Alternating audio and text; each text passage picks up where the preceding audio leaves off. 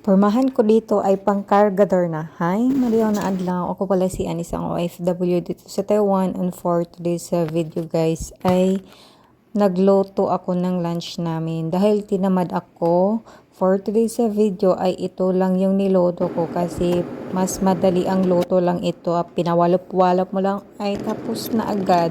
So nagluto lang ako dito ng sabaw at saka dumplings. O, diba? Madali lang. Hindi ko na pinahirapang sarili ko talaga for today's video kasi tinamad man ako Basta walang ganang mag-asikaso. Charis. So, kaya ang una kong niluto ay itong sabaw. Tapos, ang sunod kong niluto ay ang dumplings. So, tatlo lang naman kami kumakain dito sa bahay palagi. Or, minsan, dalawa lang minsan dalawa lang kami ni alaga kasi syempre si amo may duty work. At syempre today is hindi kaya rest din niya kaya ito lang. Ito ang niluto ko. So nagluto ako dito ng dumplings dahil frozen to siya is niluto ko lang siya for about 10 minutes. Pero kung hindi naman siya frozen, mga 8 minutes, okay, madali lang naman tulutuin guys. Walang kaano-ano.